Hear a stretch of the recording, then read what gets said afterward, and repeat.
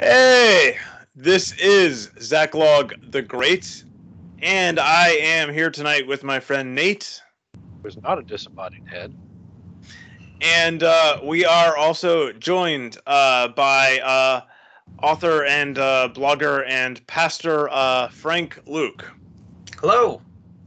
Author, among other things, of...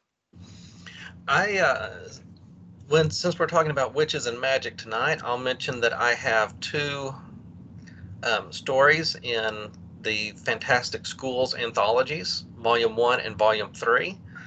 They're about wizards, not witches. The one in Volume 1 does have a druid, though. A wizard who likes going outside. Hippie wizard. Okay. All right. So magical schools. And I could. That's the name of the series? Fantastic Schools. Fantastic Schools. Okay.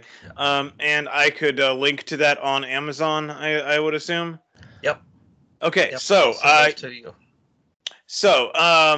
I will have a link in the show notes to that. So tonight we are getting together to discuss Clark Ashton Smith's poem, Averoigne, which Frank has volunteered to read for us. Quickly before we get to that, if you like my work, if you like what I do, would like to support me, you can go to subscribestar.com/Zachlog-the-great and join as a monthly supporter there. The link will be in the description, and as I said, also a link to those short story collections, Fantastic Schools, will also be in the description. And having said that, Frank has volunteered to read for us tonight, so let me get this up on the screen so everyone can share. And you can tell me when we have it. Okay. Okay. In Averoigne, the enchantress weaves weird spells that call a changeling sun, or hail the moon of Hecate down to the ivy-hooded towers. At evening, from her nightshade bowers, the bidden vipers creep to be the envoys of her malison, and fleet trees drained from tomb-fat leaves drip through her silver sieves.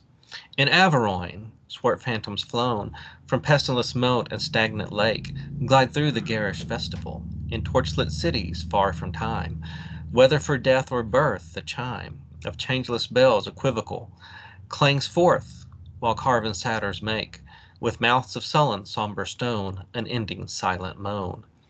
In Averoigne abides the mage, so deep the silence of his cell, life hears the termless monarchies that walk with thunder echoing shoon in iron castles past the moon, fast-moted with eternities, and hears the shrewish laughter swell of Norns that plot the impested age and wars that sons shall wage.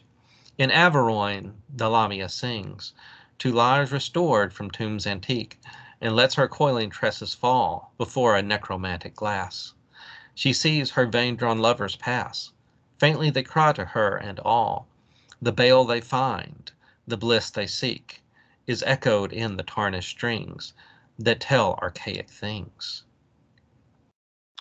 Okay, thank you. And let me hit the correct button this time. There we go.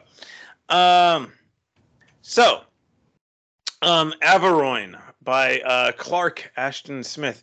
Nate, would you like to kick us off here?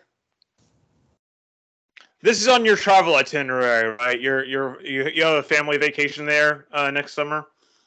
Maybe not next summer, but possibly in the future when I'm a silver-haired stalwart, blowing mustaches and all, and then my sons are bright and shining young paladins alongside me. We can crusade here because this place is this is top 10 crusaders' goals here.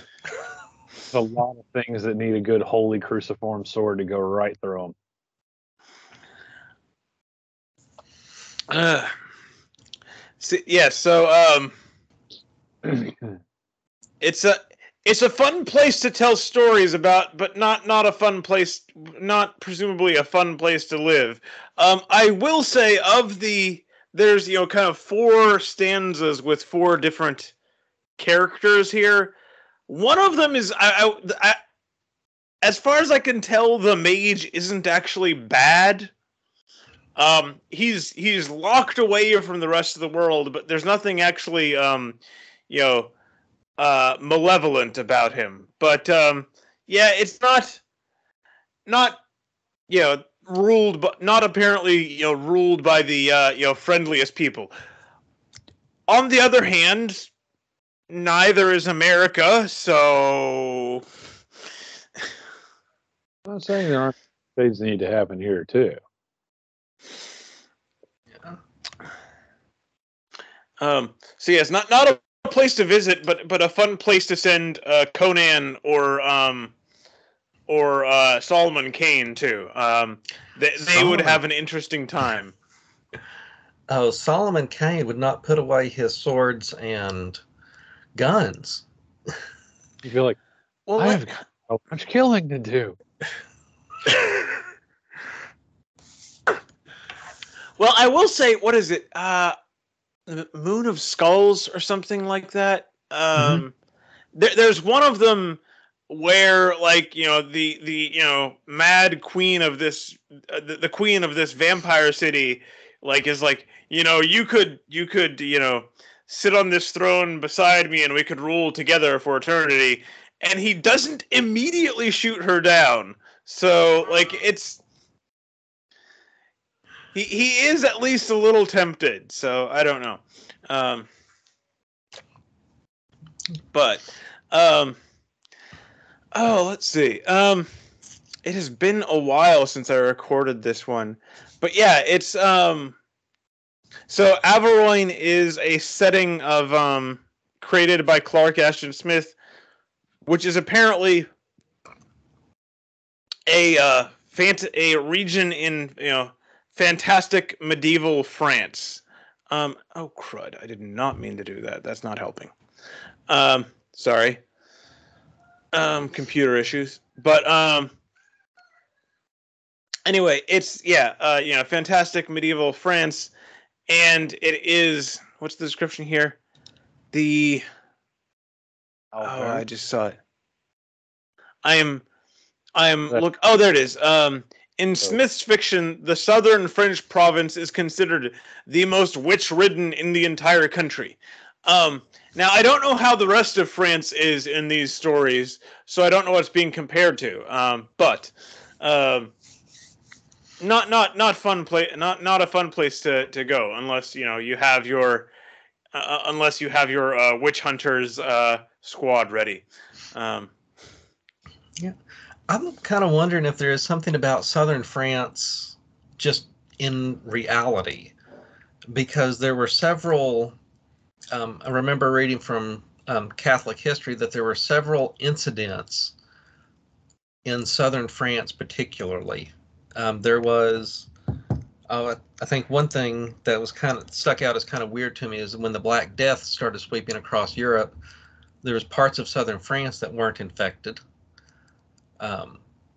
There was one of the popes in exile, or maybe an anti-pope, was in southern France at a time. Was that Avignon? Do I have the name right? Okay. Yes, Avignon, France. Which kind of sounds like the place we're talking about. And then there's also, I can't remember the name of it. There was the one heretical group that said, like, people should stop having kids. I kind of feel like, was that in that region? I kind of feel like it was. France. I think they were.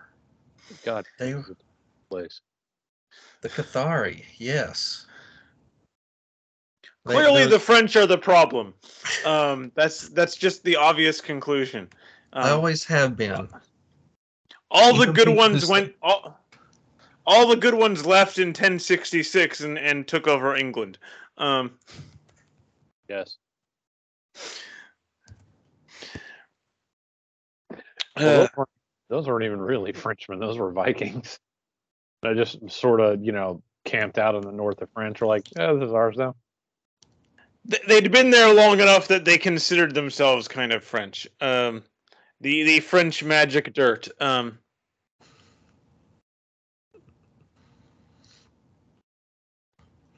this was kind of hard to read. The way he goes.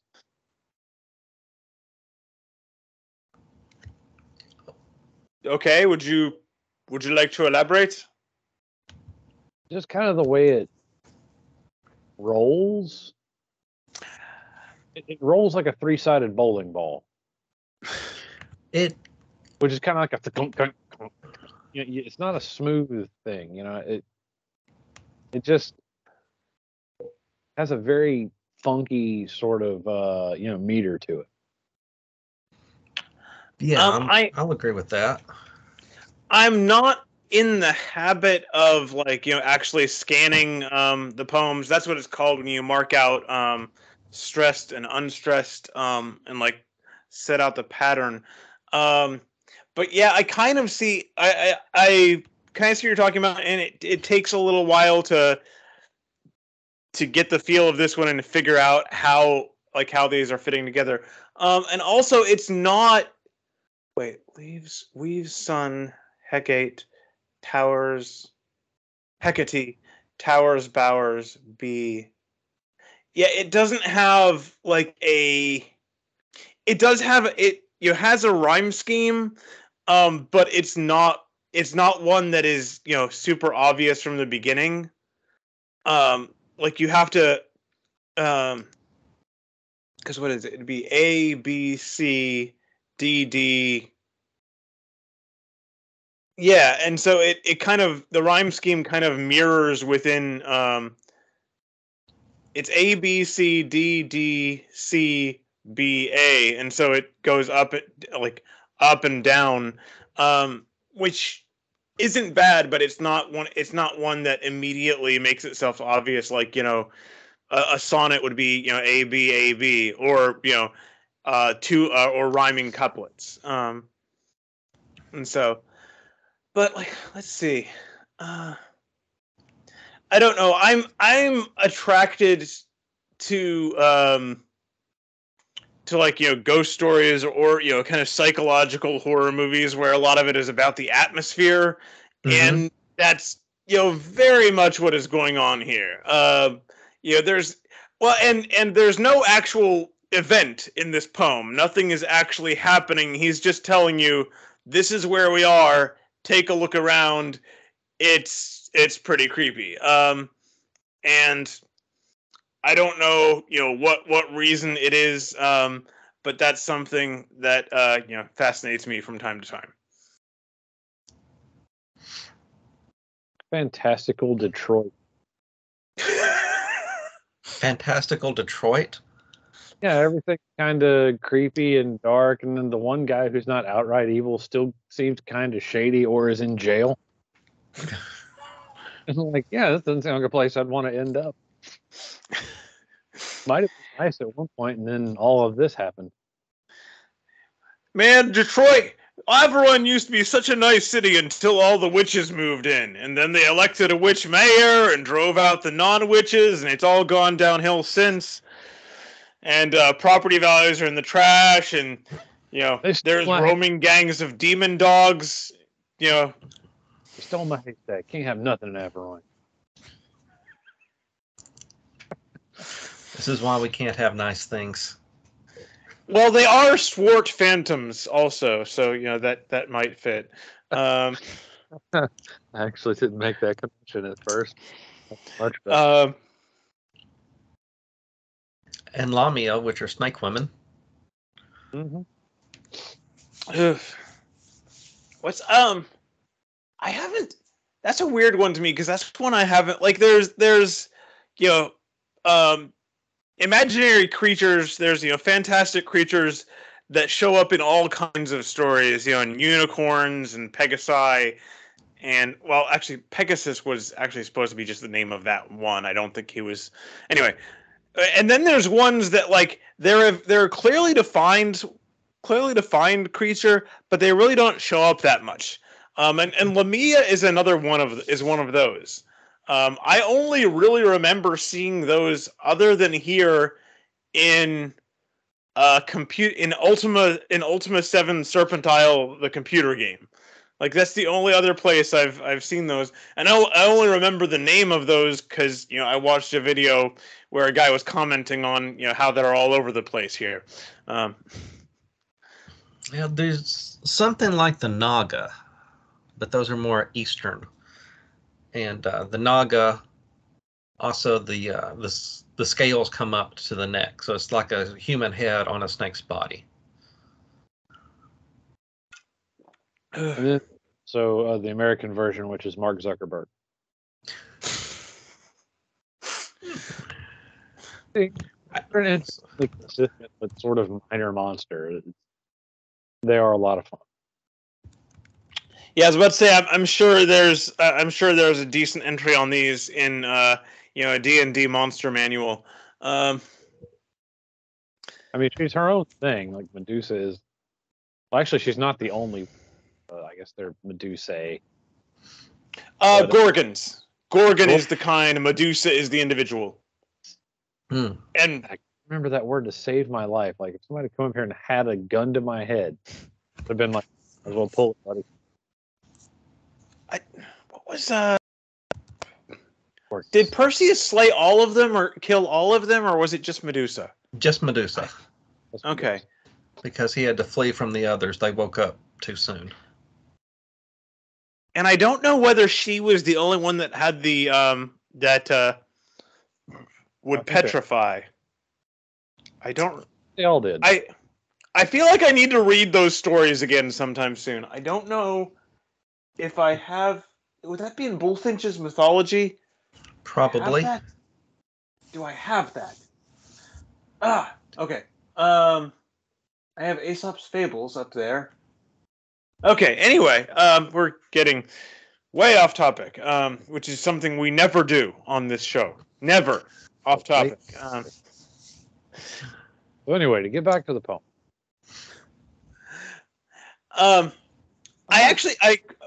I think the one that I find most interesting here is the mage. So deep the silence of his cell. By the way, so cell is today we think of, if you talk about a room, we think of prison cell. Monks also had cells, small closed rooms where they basically did their study and prayers. So I don't think he's in jail. Although if this is fantastical Detroit, then he probably is in jail. Yeah, but he's just in Black Magic County. The termless monarchies that walk with thunder echoing shoon in iron castles past the moon. And that one it's a little obscure, but I think it's talking basically about the planets, and the planets as Mars and Jupiter as the actual gods, not just the planets. And so they're out past the orbit of the moon, and he can hear in a very ominous sense here the music of the spheres. He can all these distractions are shut away, and there's these, and he can kind of hear these great fundamental movements of the universe. Oh, and also these Norns, these I'm not sure if those are more like the Fates or the Furies. I think the Norns are the Fates. Okay. And although yes. the those Norns are the Norse equivalent of the Fates. Right. And here the Fates are saying, by the way, there's wars that are going to be coming. Which may be unfortunately relevant, but to us soon, but we shall see. Was that? There are always wars coming. Always. Till the end of the age. Of what degree, of what seriousness, I guess, is the question. And There's are going to be copyright strikes if I talk about them. Then it seems a little rather serious. Some certain type of celestial bodies, and if they enter combat, then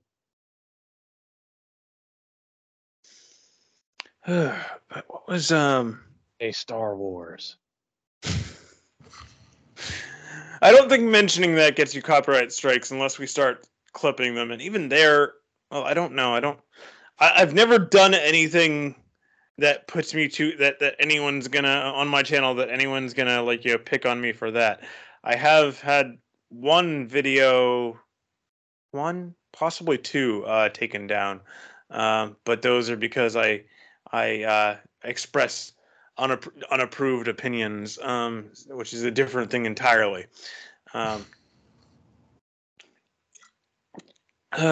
Fortunately, I also have my videos up on two other platforms, which is BitChute and Odyssey. So if you someday cannot find me on YouTube, that is where to go looking.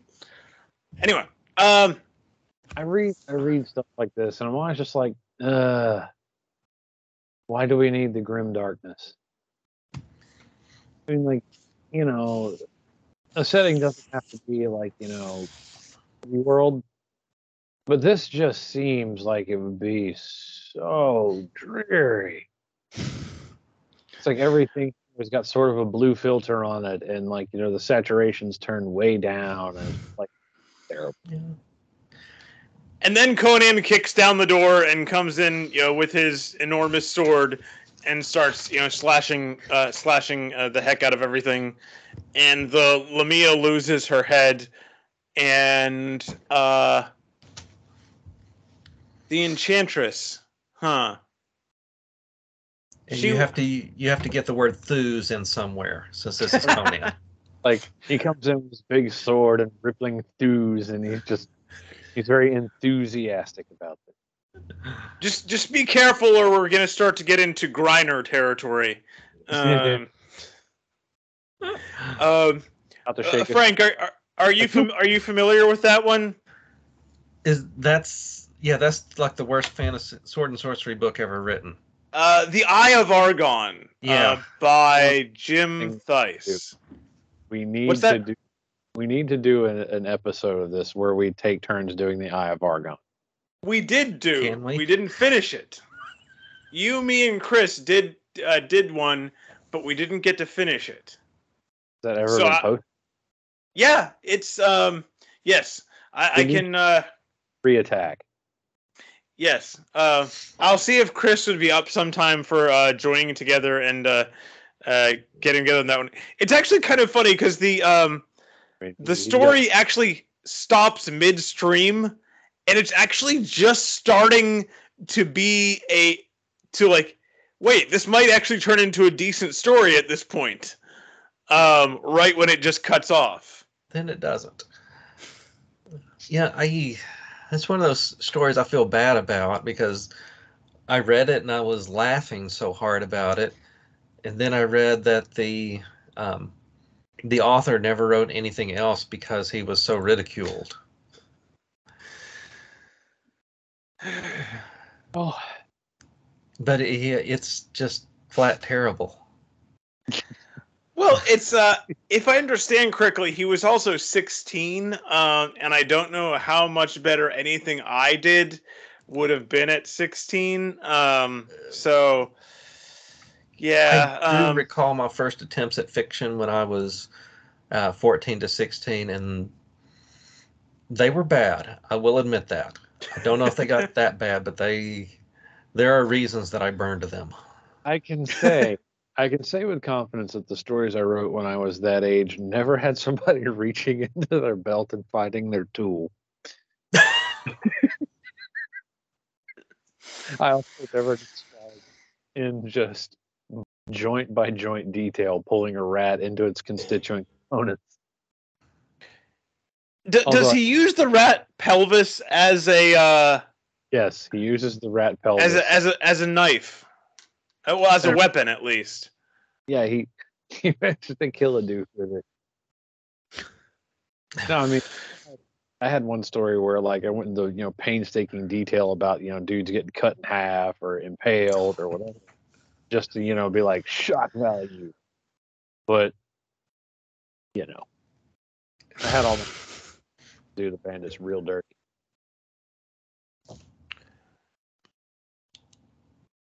So I mean, yeah, if that got spread around the internet, I probably wouldn't have written anything else either.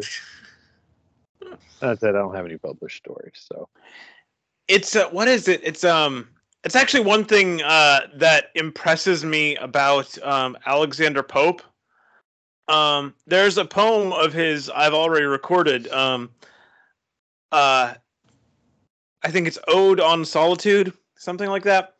That was written when he was 12 years old. Oh. And people are still talking about it 300 years later.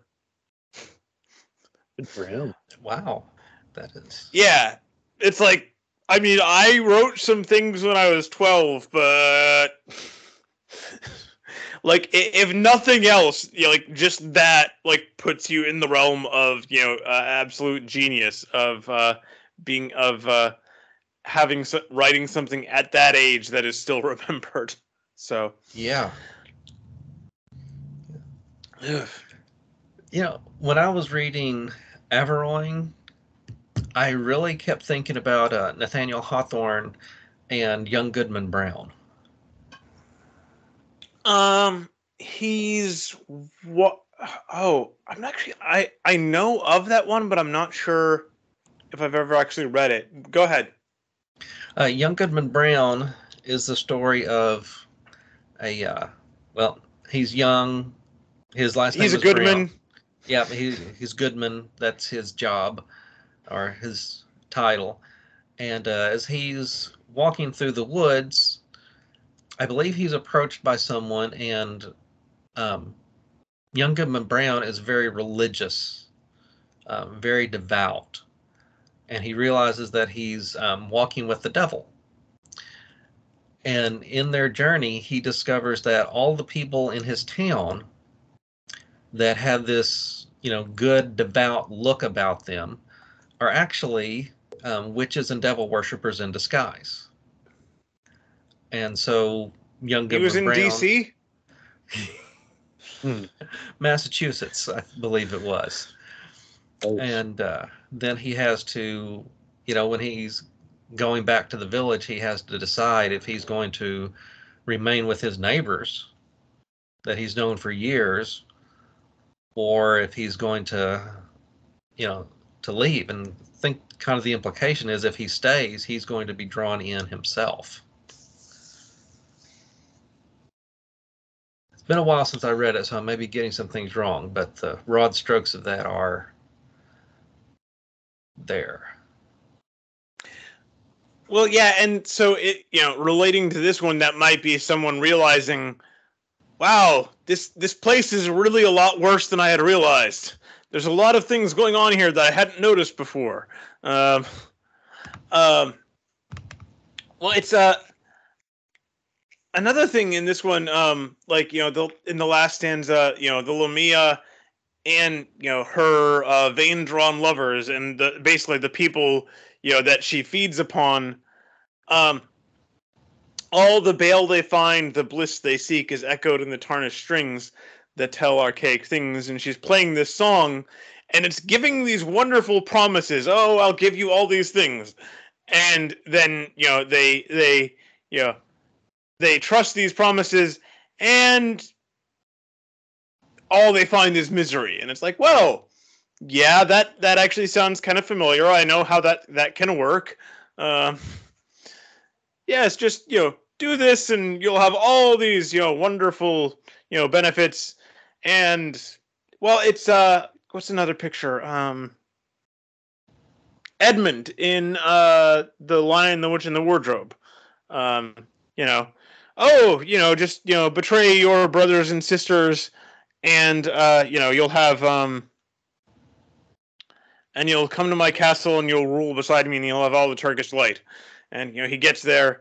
Oh, we're throwing you in a prison cell, and here, have some stale bread.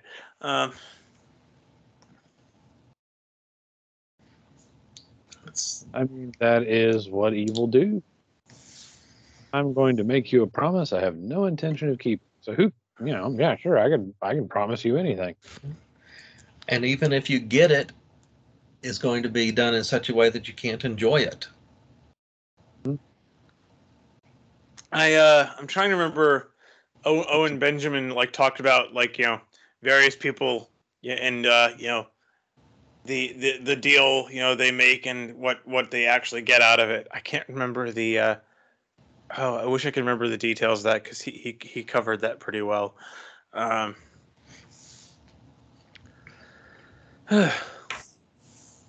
It's also interesting to me the second stanza, and he's talking about there's the festival, which is kind of weird that you have a festival where ghosts or other malevolent spirits are periodically flying through.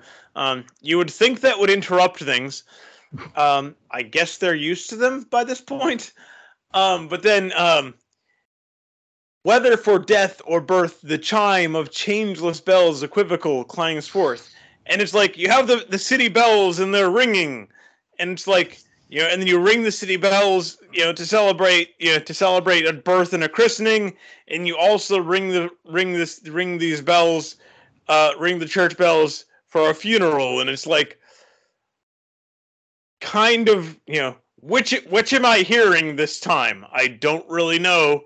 There's not a lot of information in that signal, and it's kind of interesting that it's the same thing on both ends, which is Well, actually, now that I think about it, that's almost Edgar Allan Poe's poem, "The Bells," because he goes through there's jingle bells and there's wedding bells and there's alarm bells for a fire and there's bells for a funeral, and it's bells each time, but it has a very different message, very different message with it each time as well. That was a fun one. I'm not sure the Phantom's going to a corporeal festival. That could be. They're going through the Garrett and Torchlit cities far from time, and mortals tend to rather end up caught in time. Mm-hmm. So I feel like the Phantoms are a festival of their own kind. Okay, well, it is in Averoigne. It is in this region. It says, but it is something else going on there. Yeah. Yeah. The whole place is a spook show. The fact there might be a timeless, a timeless city of phantoms in this place. Yeah, it fits. Well, I mentioned that it reminds me of Hawthorne. Zachlog said it reminds him of Poe. And Hawthorne and Poe were two big influences on Lovecraft, who was a friend of Smith's. And one of Lovecraft's stories is The Festival, which takes place in Arkham, Massachusetts, and is a very hellish Yule. Yeah, I actually just read that one not long ago. I was trying to remember if that was, and where they end up, where the protagonist and his this whole ghostly town end up, that would be in torchlit cities far from time. Well, it's underground. And it's inhabited by, these, strange inhuman monsters, that might not, have much to do with how we see time. So, yeah, maybe those people were carrying on a tradition they brought over from Averoigne. That actually fits that story pretty well too. Festival was written long before this. Averoigne was the last published Averoigne story from Smith.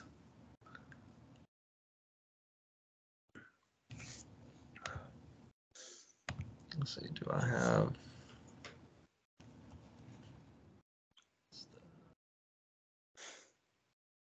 Okay, the first one of his, first Averoigne story was in 1930. Let's see if I can find the festival's publication. Short story by H.P. Lovecraft, 1923. Published in 1925.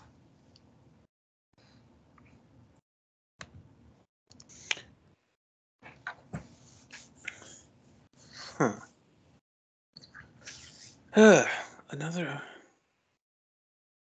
So yeah, maybe that is the same people that came over for the festival.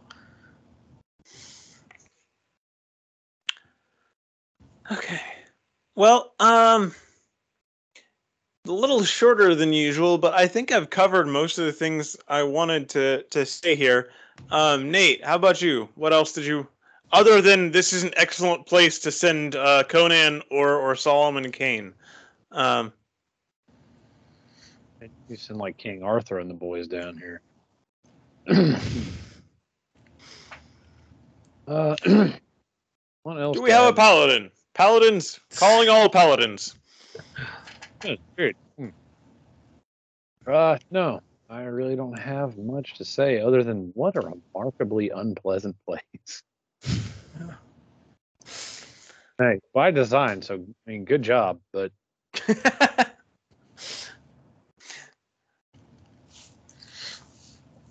I'd rather put really good people and really terrible, like really, really good beings and really bad beings in a remarkably mediocre place where it's like, you know, it's sort of equivocal as to its own morality, and let them fight rather than being like, this place is bad. Whole place, just bad. But it's not my flavor.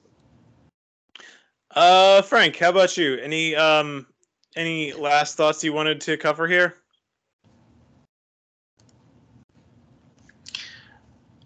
Yeah, I would just like to say that even in this time, as we seem to be descending into darkness, that we, as individuals, we don't have to embrace that darkness.